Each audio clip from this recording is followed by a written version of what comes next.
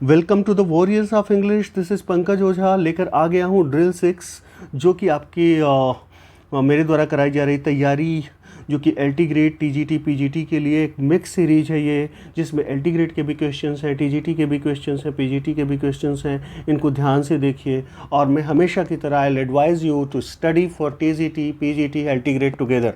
साथ में करिए तैयारी, अच्छे से करिए, लग के करिए तैयारी। आइए लेते हैं आज का पहला question. Based on Shakespeare, Antony and Cleopatra, Dryden wrote a work in blank verse. It is Love Triumphant, The Hind and the Panther, The Secular Mask, All for Love. आपको जवाब देना है। तो एंटनी क्लियोपेट्रा के base पे इन्होंने एक work लिखा ब्लैंक वर्स में। किसने लिखा? ड्राइडन ने लिखा। तो इसको आप सभी जानते हैं मेरे ख्याल से क्या हो जाएगा। तो ये all for love is the right answer, ध्यान में रखिएगा। नेक्स्ट क्वेश्चन पर आते हैं दोस्तों।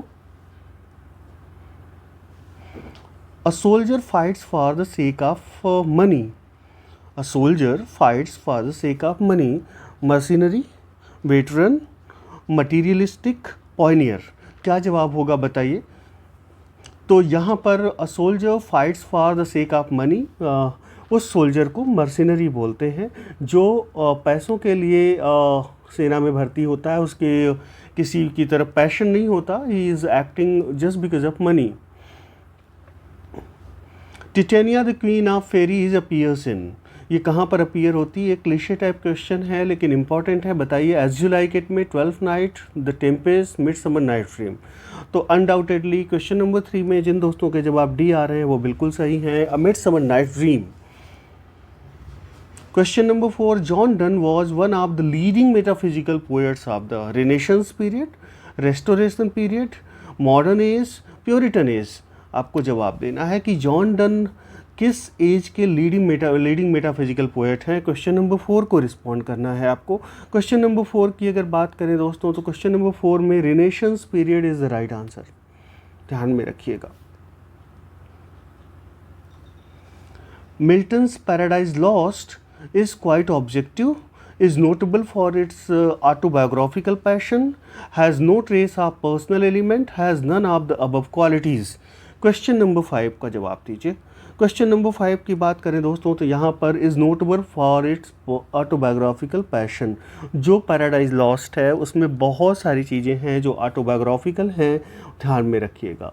तो ये नोटेबल है अपने ऑटोबायोग्राफिकल पैशन के लिए, ध्यान में रखिएगा, पैराडाइज लॉस्ट। नेक्स्ट क्वेश्चन पर आते हैं। Who said the trumpet of a prophecy, O wind, if winter comes can spring be far behind. Most important one for PGT and LT grade, ध्यान में रखिएगा, इम्पॉर्टेंट है। ये किसने बोला है? जॉन कीट्स ने अटर किया है, PB Shelley, Byron, Robert Frost. Question number 6 को रिस्पॉन्ड करना है। तो क्वेश्चन नंबर 6 की बात करें दोस्तों, तो यहाँ पर PB Shelley is the right answer, ध्यान में रखिएगा। कहाँ पर बोला है पीबी शैले ने? Who said the triumph of a prophecy, O wind, if winter comes can spring be far behind. PB Shelley कहाँ पर बोला है? और इस पोम का लाइन बाय लाइन एक्सप्लेनेशन अगर आपको चाहिए तो बिल्कुल मैंने किया हुआ है, एक एक लाइन का एक्सप्लेनेशन और जो सारे शैले से रिलेटेड डिटेल्स हैं। You can visit our app, the warriors of English app.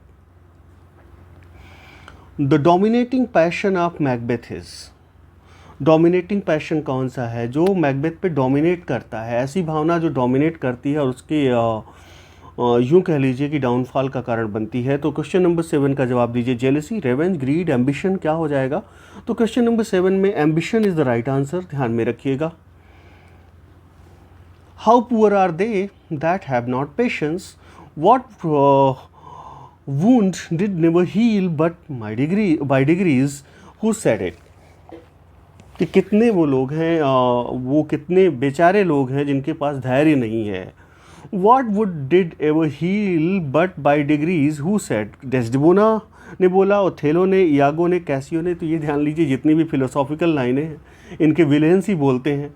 तो आप बिल्कुल कंफर्म रहिए, ये एक ट्रिक है। आप समझिए कि जितनी भी इनकी बहुत इंसाइट वाली लाइनें हैं, फिलोसॉफिकल लाइनें हैं, इंटेलेक्चुअल वार्तालाप है, वो इनके विलेन करते हैं शेक्सपियर के। यहाँ पर यागो बिल्कुल सही आंसर हो जाएगा। क्वेश्चन नंबर 8 की अगर बात करें तो यहाँ सी जवाब देने वाले बिल्कुल सही हैं। It is said by Iago to Rodrigo in Act 2, Scene 3 of Othello. Iago, in his conversation with Rodrigo, tells him the significance of patience for any plan to work out. Classical tragedy is a form of novel, poetry, essay, drama. Question number 9. तो drama का part है undoubtedly.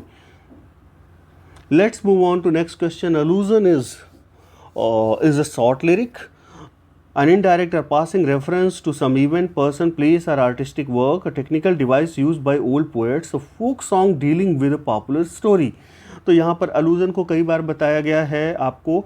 allusion indirect और passing reference होता है to some event, person, place or artistic work. Okay, allusion का मतलब होता है कि अपनी बात को शॉर्ट में कहनी है, तो आप allusion का यूज करते हैं या कोई राइटर allusion का यूज करता है. जैसे अगर कोई शासक तानाशाह हो गया है, या कोई शासक तानाशाह है, या घर का कोई मेंबर तानाशाह है, घर का कोई मेंबर तानाशाह है, तो उसके लिए हम कहते हैं बिल्कुल हिटलर है. तो ये allusion हो गया, एक हिस्टोरिकल अलूजन आपने यूज कर दिया, आपने अपनी बात को एक सेंटेंस में ख़त्म कर दिया. अब वो अगला अर्थ निकाले कि किसी को हिटलर कहने का क्या मतलब होता है. तो इस तरह की चीज़ें क्या होती हैं, अलूजन होती हैं. जैसे हमने किसी को कह दिया कि कई चीज़ें होती हैं कि देखिए कई तरह के अलूजन होते हैं कि अगर आप वहाँ गए तो महाभारत छिड़ जाएगी, आपने महाभारत छिड़ जाएगी कह दिया, ये भी एक अलूजन हो गया. कहने का मतलब बहुत ज़्यादा मारकाट, बहुत ज़्यादा झगड़े होंगे, तो ये अलूजन है. अगेन एक मैथोलॉजिकल अलूजन है. तो इस तरह की चीज़ें होती हैं. इनडायरेक्ट और passing reference to some event, person, place और artistic work. Ben Johnson's name is associated with sentimental comedy, comedy of manners, romantic comedy, comedy of humors. Question number 11. तो क्वेश्चन नंबर 11 की अगर बात करें दोस्तों, तो कॉमेडी ऑफ ह्यूमर्स के साथ एसोसिएट किया जाता है बेन जॉनसन का नाम.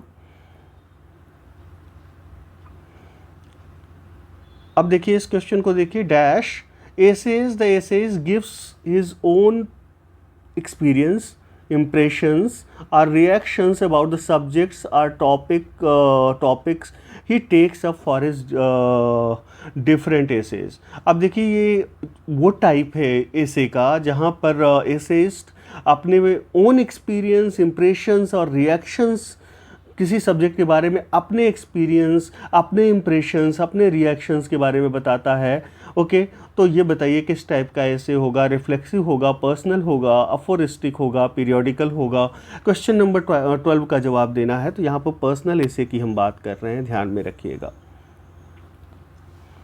His biographer Catherine Dupre calls his time at Oxford happy, almost frivolous interlude in a life that was lived in general with the greatest solemnity. To whom does this quote belong? अब देखिए इनके biographer हैं Catherine Dupre. वो कहते हैं कि Oxford में जो इनका समय है वो हैप्पी था, ऑलमोस्ट फ्रिवलस भी था, frivolous interlude in a life that was lived in general with the greatest solemnity. तो ये किसके बारे में, कोट किसको बिलोंग करता है, आपको बताना है किसके बारे में ये कहा गया है. जॉन गैल्सवर्दी के बारे में, टी.एस. इलियट के बारे में, विलियम शेक्सपियर के बारे में, चार्ल्स डिकेंस के बारे में. तो क्वेश्चन नंबर 13 की बात करें तो जॉन गैल्सवर्दी के बारे में ये बात कही गई है. Edison and Steele jointly brought out a journal. What was its name? That's very general question, but most important one. Question number 14. The Chronicles, The Spectator, Rambler, The Tatler. Question number 14 की बात करें दोस्तों तो यहाँ the Spectator is the right answer. Addison and Steele का joint venture था. Okay, Bacon's essays are modelled on the essays of, किसके निबंधों पे मॉडल थे बेकन के essay? Aristophanes, Socrates, Plato, Montaigne. तो अनडाउटेडली आपने इसको तो पढ़ा ही होगा. मॉन्टेग के एसेज पे ये मॉडल थे बेकन के एसे. The dash are travel stories relating the adventures of the travelers or voyagers in unknown or uncharted lands or seas. अब ये किसके बारे में, कौन सा जॉनरा है, regional novels, travelogues, prose romances, gothic novels. तो आपको बताना है किसके बारे में ये डिस्क्रिप्शन है जो क्वेश्चन में दिया हुआ है। तो दोस्तों ये डिस्क्रिप्शन है, क्वेश्चन नंबर 16 की बात करें तो ट्रेवेलॉग्स के बारे में है। जो ट्रेवेलॉग्स होते हैं, ट्रेवल स्टोरीज होती हैं, एडवेंचर से रिलेटेड होती हैं, वॉयजर्स जो लोग यात्रा करते हैं, जो अननोन अनजानी जगहों की यात्रा करते हैं और उन्हें एक्सप्लोर करते हैं, तो उससे रिलेटेड होता है travelogue. Whose autobiography carries the title opium eater? किसकी बायोग्राफी का जो टाइटल ओपियम ईटर है? John Milton, S T. Coleridge, Thomas De Quincey और विलियम वर्ड्सवर्थ। क्वेश्चन नंबर 17 की बात करें तो यहाँ थॉमस डिकेंस राइट आंसर हो जाएंगे।